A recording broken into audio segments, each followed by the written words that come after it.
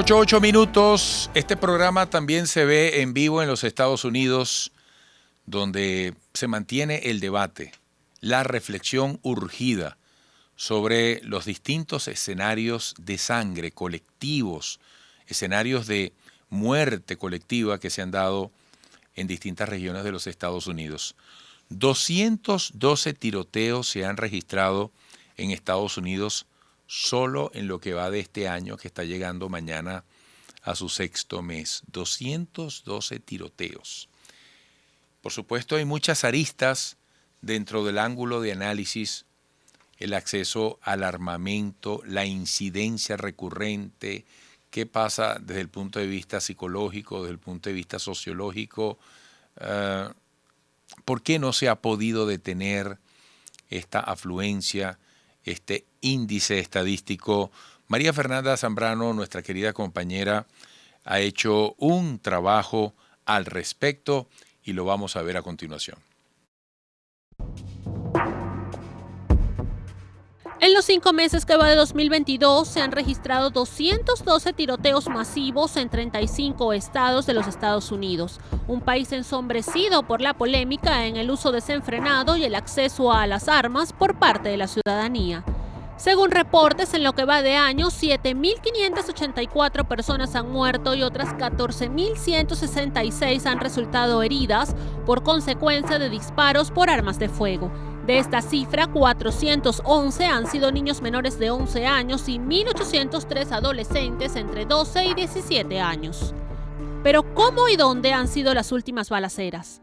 El 17 de mayo se reportó una refriega en un supermercado en Buffalo, Nueva York, que dejó 18 muertos y varios heridos, luego que una persona entrara al lugar y disparara contra los clientes. Las autoridades concluyeron que este fue un crimen de odio por motivos raciales. 8 días después, el blanco de la violencia es una escuela en Uvalde, Texas, donde un joven de 18 años arremetió a disparos contra alumnos y profesores. Este suceso se ha convertido en el tiroteo escolar más mortífero en la historia del país. Según el recuento de Education Week, Estados Unidos ha contabilizado 27 tiroteos masivos en escuelas que han dejado 21 muertos y 40 heridos, sin contar los datos de la balacera en Texas, que hasta ahora es el estado que registra más tiroteos en centros educativos en lo que va de año. Bueno, a propósito del contexto que nos describía María Fernanda Zambrano de su interesante trabajo, a las 8:11 minutos conectamos vía Zoom desde Texas, Estados Unidos, con Carolina Pereira, periodista venezolana. Carolina, buenos días desde Caracas para América. Buenos días, un abrazo estar contigo. ¿Cómo estás? Bien, Carolina, muchísimas gracias, agradecidos nosotros. Carolina, como lo hemos visto en este trabajo, es reincidente la situación de los tiroteos y de las masacres en los Estados Unidos, lamentablemente.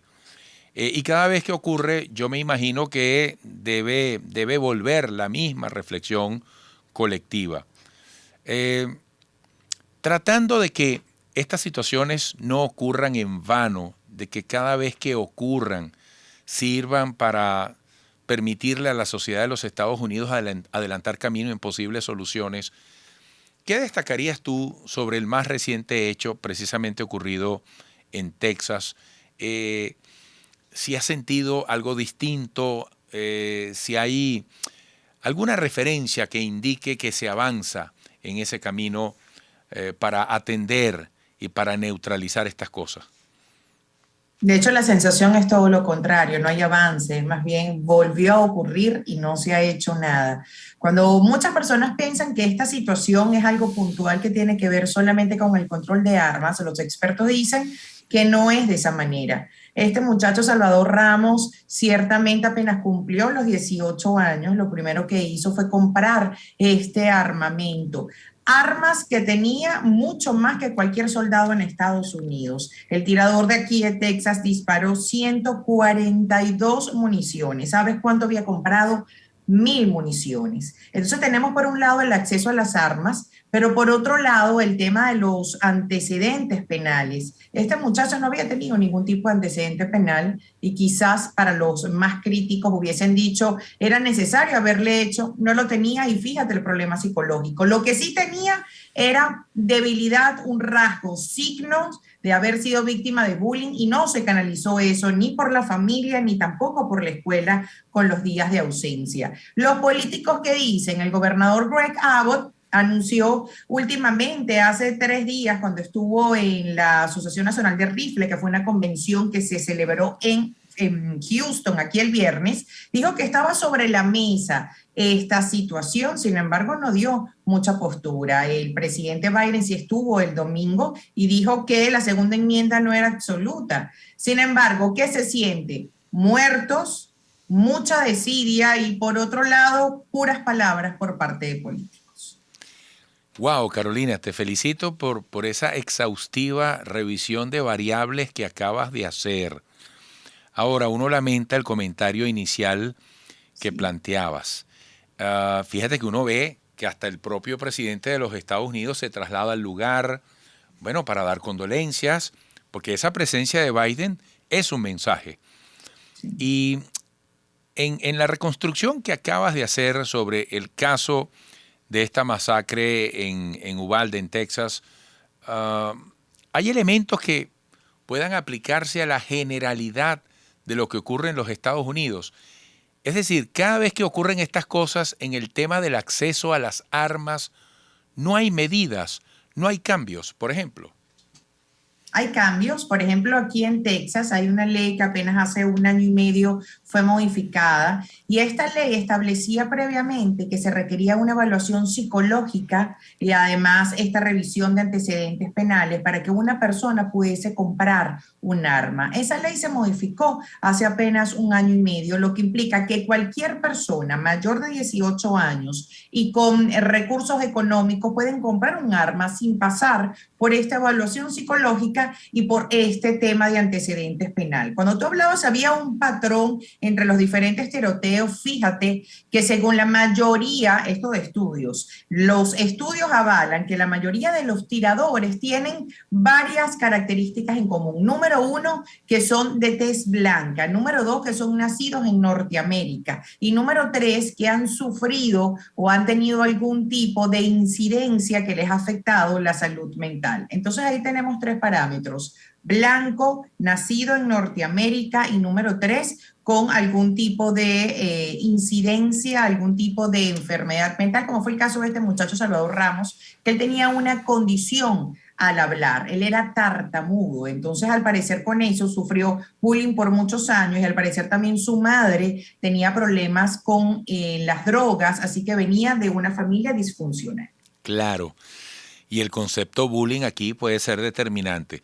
Carolina, uno dice Estados Unidos, por supuesto, tú te imaginas un país, pero realmente desde el punto de vista territorial puede ser muy distinta la situación en el oeste, bueno, en las zonas fronterizas al sur con México, al norte con Canadá, pero debemos entender que cada estado de la Unión tiene sus normas, tiene su constitución. Temas como este, y disculpa el verbo, no transversalizan de alguna manera el interés común de todos los estados de la Unión para compilar esfuerzos desde el punto de vista legislativo, correctivo. Creo que por allí tenemos que comenzar a analizar, Eduardo, el tema si eres republicano o demócrata, porque por allí comienza todo. Si es un estado republicano, entonces el derecho a la segunda enmienda se hace mucho más fuerte. El acceso a las armas forma parte de tu prioridad. Texas no solo es el estado más grande de Estados Unidos territorial, sino que además es un estado profundamente republicano, lo que implica que las armas forman parte de tu esencia, forman parte de lo que tiene que ver con tu prioridad como persona. La gran discusión es: ¿cuándo termina tu derecho a la segunda enmienda, que es tu derecho a poder defenderte? ¿Y cuándo comienza toda esta tragedia de comenzar a matar, que es la gran polémica que hay en Estados Unidos? Wow, Carolina, te estoy muy agradecido en nombre de la cantidad de personas que incluso en Texas a esta hora nos están viendo Impecable y de gran aporte tu análisis. Espero contar contigo más adelante. Un fuerte abrazo. El placer es mío, te mando un fuerte abrazo y nos vemos pronto. Carolina Pereira, periodista venezolana en Texas, gentil y muy profesional en este análisis. Volveremos.